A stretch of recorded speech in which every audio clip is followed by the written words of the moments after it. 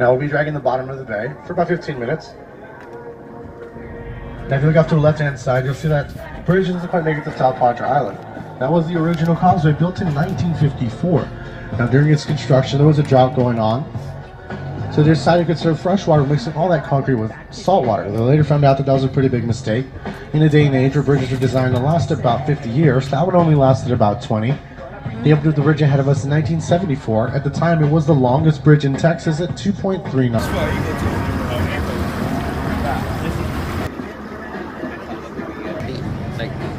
Hold on. Ooh, snap.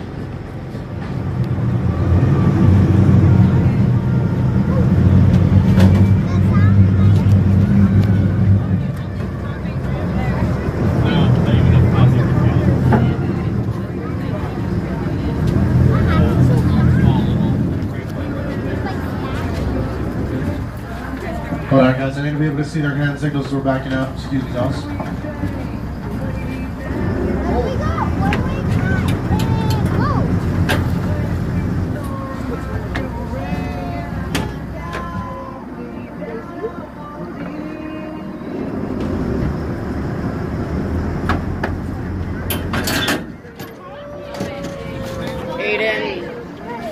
Look, you got starfish.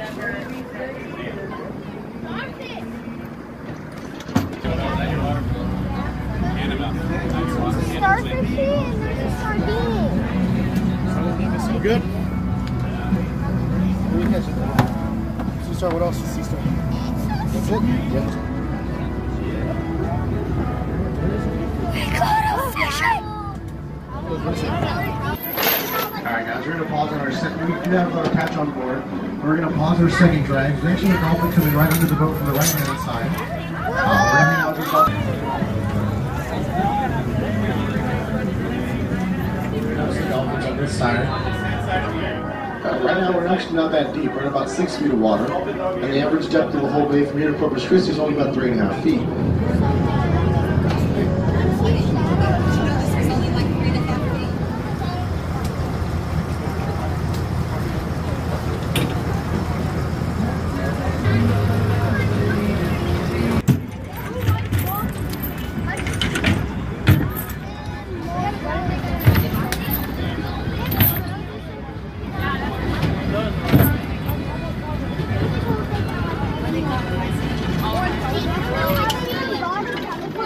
They're gonna start. Oh, nice. What is that? A stingray. A stingray. Oh yeah, that's a stingray. That's a big fish they have there. That's a stingray. You can't touch its tail. Stingray. That's a stingray. Stingray. Oh, and a jelly. It's a stingray. I know I can touch that. I want to touch it. Don't touch the tail. What is it? It's a stingray. Smooth butterfly ray. No, it's not butterfly ray. It's sort of strange. Whoa, there's a little tiny starfish in there. A tiny starfish. Oh my gosh! It looks beautiful. It looks like a real face. It looks like a real face. Now my assistant for today is going to be Jose. He's going to be the one walking out the fish. Now the first thing we're going to be talking about here today is not a stingray, but it's actually known as our smooth butterfly ray. Now y'all can't feel this ray. This ray doesn't have anything in its body which can harm you or any fish around it. You guys can feel it. Now if you're to touch it, you can see where it gets its first part of its name, smooth. Now if you're to flip that ray belly up, the ray gets the name smooth butterfly ray. Now that ray that Jose has in his hand is a female ray. Now the way we can tell is a female ray is because if you look underneath the tail, you're not going to see two narrow pointy things going down the middle. Now what those two narrow pointy things are actually called are known as the claspers. If these rays have claspers, they are considered male. If they do not have claspers, they are considered female. For a period of time, it goes into a catatonic state. So if y'all are in the water, ever see an angry shark coming up ready to attack you, just remember y'all, remain calm, flip the shark over, it'll go straight to sleep and get out of the water like if nothing ever happened. Now, if you notice its dark brown coloration, well, here in our bay, we're going to have any colorful quarries or anything like that. So that actually comes to its advantage. Now what that ray is he is an ambush predator. What that ray is going to do is hide in the lower depths of the bay. Now it pop up out of the sand, release the water and the sand from those 2 holes that it has right above, making himself invisible. Once it actually sees its prey come across him, it's going to pop up out of the sand, release the water and the sand from those 2 holes. Now if you're to feel that ray's teeth, doesn't feel very sharp, actually feels like sandpaper, not very sharp at all. So what that ray does do is it swallows its prey whole. Now if you notice how when you're touching the ray, it feels very slimy, very slick, but that is actually the ray's immune system. Now a lot of these fishes in these water have that immune system. What it helps them do, it helps them fight against bacteria and parasites that we have out here in the water. Now if you do not know a fish, it's best not to grab it. If you do know a fish, it's best to grab it with your hands, not a paper towel, rag, or anything like that, because if you grab it with one of those things I mentioned, you remove that slime, throwing it back to the water, leaving it more vulnerable for the bacteria and parasites to attach itself, shortening that fish's lifespan. Now that was our smooth butterfly ray.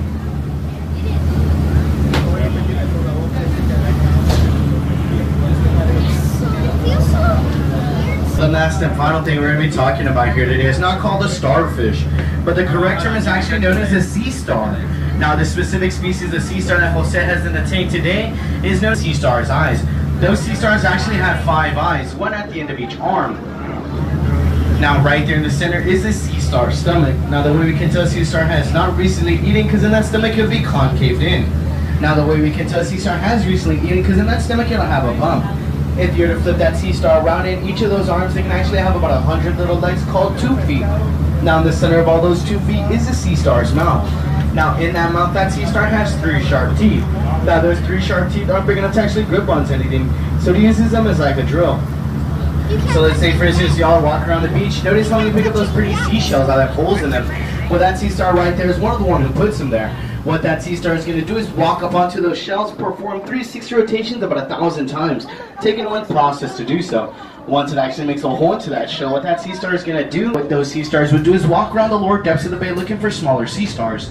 Now once it does, it'll walk up onto it, perform the exact same rotations it would onto a shell, eating that smaller sea star. Now let's say a fish were to try to eat that sea star, what that sea star is going to do is break off its own arm, leave it as a decoy so that sea star can try to go back into hiding. Now the arms are going to go back, of course. Now the first thing that's going to go back are the eyes, and then from there you'll see the rest of the arms start reproducing. That'll take about 2 weeks to about a month for the arm to fully regrow back, nearly identical to the one that I had before. Now that is all the fish we do have here for today.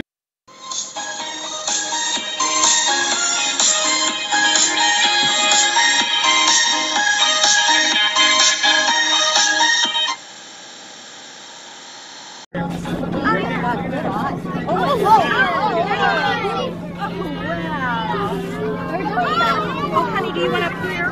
Do you want up here? Go ahead.